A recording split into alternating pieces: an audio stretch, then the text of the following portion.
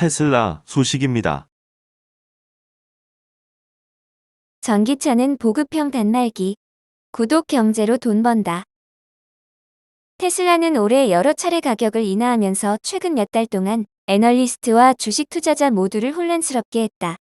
많은 사람들이 테슬라의 수익 구조와 이런 치킨 게임에 대해 궁금해했다. 테슬라의 1분기 영업이익은 이딴 가격 인하 여파로 2년 만에 최저치를 기록했다. 순이익 역시 전분기 대비 24% 감소했다.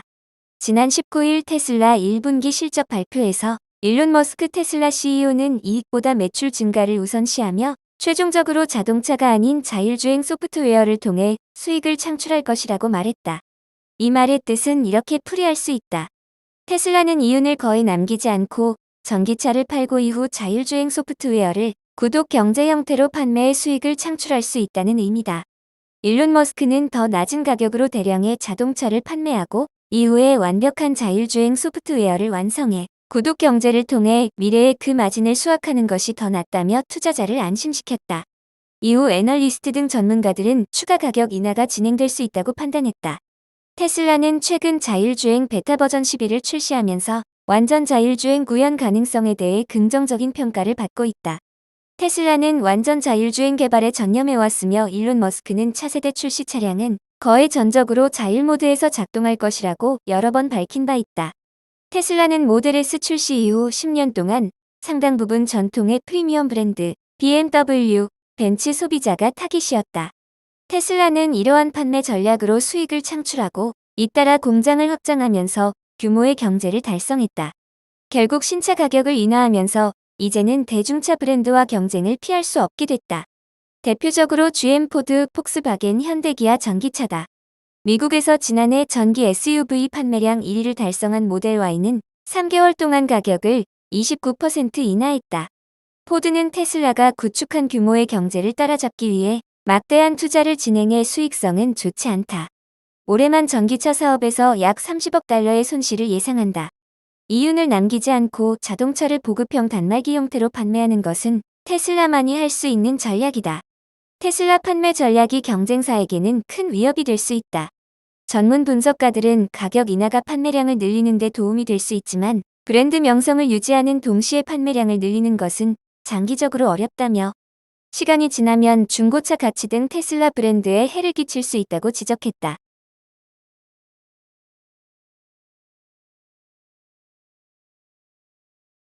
애플 소식입니다.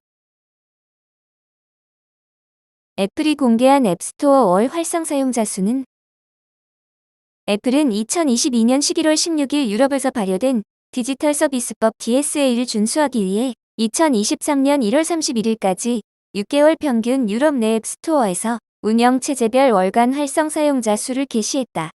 2022년 11월에 유럽에서 발효된 디지털 서비스법이란 더 안전한 디지털 공간을 만드는 것과 유럽 시장과 세계 모두에서 혁신, 성장, 경쟁을 촉진하기 위한 평등한 경쟁 조건 설립을 목표로 유럽위원회가 도입을 결정한 법률로 첫 지정 대상으로 애플을 포함한 대규모 온라인 플랫폼과 검색 엔진 19건을 지정했다. 이런 지정 플랫폼과 검색 엔진은 미성년자에 대한 보호와 엄격한 콘텐츠 모델링을 요구한다. 또 디지털 서비스법에선 월 4,500만 명 이상 액티브 사용자 수를 가진 플랫폼이 대규모 온라인 플랫폼으로 간주되고 있으며 해당하는 경우에는 규모에 따른 규칙을 준수해야 한다.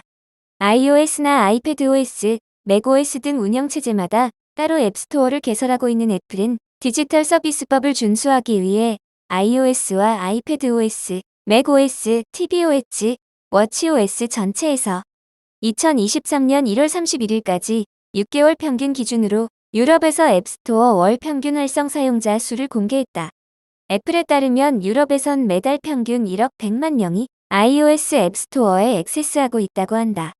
또 iPadOS에서 앱스토어에 액세스하는 사용자 수는 2,300만 명, macOS에서 앱스토어에 액세스하는 사용자 수는 600만 명, tvOS는 100만 명, watchOS는 100만 명 미만이다. 또 100만 명 미만 사용자가 애플북스와 애플 팟캐스트 유료 구독을 사용하고 있다고 보고됐다.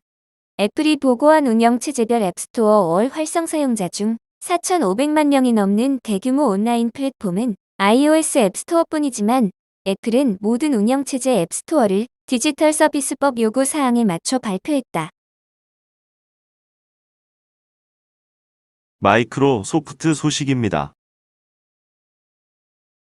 팀즈서 비용 부과 가능. 결제 기능 장착. 마이크로소프트가 작은 회사들이 강의 및 1대1 세션, 웨비나 등으로 수익을 올릴 수 있도록 커뮤니케이션 플랫폼 팀즈 내에 결제 시스템을 선보인다. 미국과 캐나다에 있는 팀즈 기업 사용자들은 미팅 중 비용을 받을 수 있게 됐다고 더버지가 2일 보도했다. 재무자문가, 변호사, 강사 등이 가상 미팅을 통해 결제를 받을 수 있게 됐다.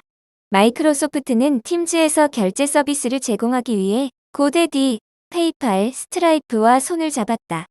팀즈 기업용 버전 사용자들은 결제 기능을 무료로 이용할 수 있다. 마이크로소프트 팀즈 결제 앱은 받았거나 지급되지 않은 요금을 확인할 수 있고 미팅 중에도 결제를 지원한다. 스트라이프와 페이팔 통합은 현재 이용 가능하며 고데디 결제는 조만간 추가될 예정이다. 마이크로소프트는 팀즈 결제는 웨비나 등 참석자가 많은 이벤트도 지원하기 때문에 작은 회사들이 온라인 수업이나 비공개 네트워킹 행사 등에 활용할 수 있을 것이라고 강조했다.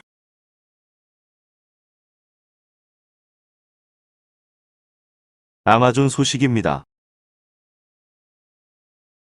오즈, 분기 실적과 대응 전략 발표 생성형 AI로 중심 이동. 아마존의 클라우드 컴퓨팅 사업부가 16% 성장한 1분기 실적을 보고했다. 이전 분기의 20% 성장률에서 둔화된 기록이다. 아마존 웹 서비스는 전체 매출 성장이 하향 곡선을 그리면서 LLM과 생성형 AI 기반의 서비스로 중심 이동을 진행하고 있다. 오즈는 2023년 1분기 214억 달러의 매출을 기록하며 전년 동기 대비 16% 성장했다. 하지만 이런 매출 성장률은 2022년 4분기에서 2분기의 20%, 27.5%, 33%와 비교해 둔화된 기록이다. 아마존의 최고 경영진에 따르면 성장 둔화는 거시 경제의 불확실성 때문에 기업들이 클라우드 지출을 최적화하고 있기 때문일 수도 있다. 오즈 CFO 브라이언 올사브스키는 실적 컨퍼런스 콜에서 경제적 불확실성이 계속되고 있다는 점을 고려하면 모든 산업군 모든 규모의 고객이 사업 전반에 걸쳐 비용 절감 방안을 모색하고 있다. 이는 아마존 역시 마찬가지다. 예상대로 고객은 1분기에 이런 어려운 경제 상황에 대응해 클라우드 지출 최적화를 위한 방안을 지속적으로 평가하고 있다라고 설명했다. 올사브스키는 이런 비용 최적화는 2분기에도 계속될 것으로 보이는데 주요 고객사의 4월 매출 성장률은 1분기보다 낮다라고 덧붙였다. 하지만 오즈 최고 경영진은 향후 성장 전망에 대해서는 낙관적이다. 아마존 CEO 앤디 제시는 신규 고객 확보 전망이 좋다. 오즈로의 지속적인 워크로드 마이그레이션이 여전히 강세다. 제품 혁신과 전달은 빠르고 강력하다. 그리고 사람들은 종종 전 세계 IT 지출의 90%가 여전히 온프레미스라는 것을 잊곤 한다라고 강조했다. 여기에 더해 자사 클라우드 사업의 주요 매출이 머신러닝에서 나올 것이라는 암시도 했다. 제시는 내 생각에는 임박한 머신러닝의 대범람 동향 속에서 향후 몇 년 동안 얼마나 많은 클라우드 비즈니스가 일어날지 아는 사람은 드물다라고 말했다. 아마존은 이미 LLM과 생성형 AI 역량을 강화하는 쪽으로 자금을 투자할 수 있도록 자본 지출을 조정했다.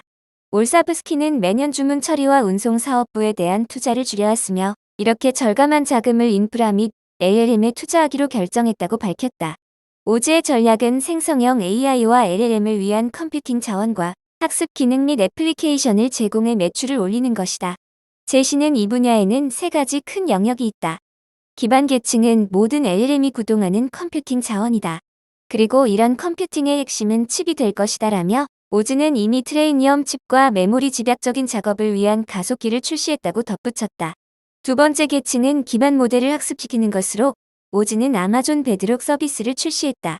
이 서비스는 기업이 자체적으로 생성형 AI 애플리케이션을 맞춤형으로 제작할 수 있도록 여러 기반 모델을 제공한다. 세 번째 계층은 챗GPT 기반의 마이크로소프트 코파일럿처럼 개발자용 애플리케이션을 제공하는 것인데 아마존 코드 위스퍼가 여기에 해당한다.